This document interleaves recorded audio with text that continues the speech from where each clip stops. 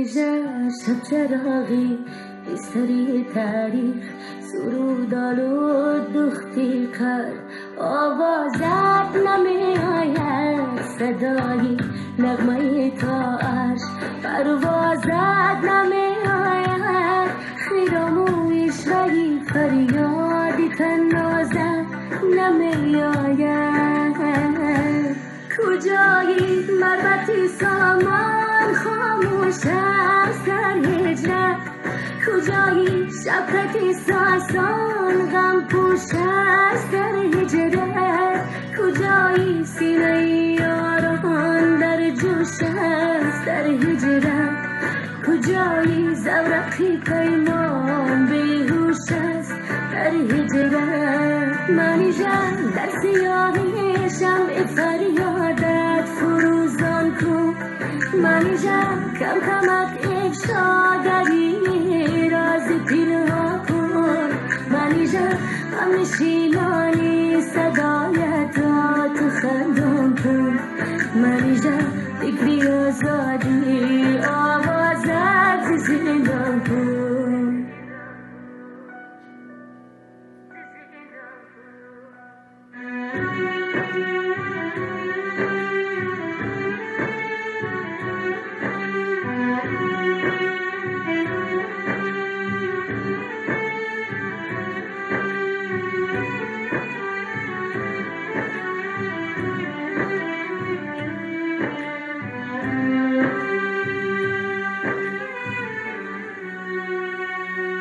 زبانت را که بر حلقت گره کرده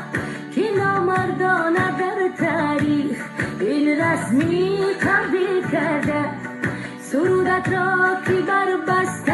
و زنجیر گلویت را که دزدیده است به تدبیر به تدبیر صدایت را بنازم تو هیاهویی بپا کردی سرودت را هماهنگی سرودی کبریا کردی تو پرواز به اوجی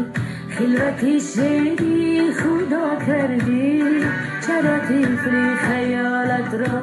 اسیری ماجرا کردی منیژه در سیاهی شمع فریادت فروزان کن منیژه کم کمک افشا دری رازی پنهان کن منیژه همیشیلانی صدایت را تو خندان کن منیژه فکری آزادی آوازت زندان کن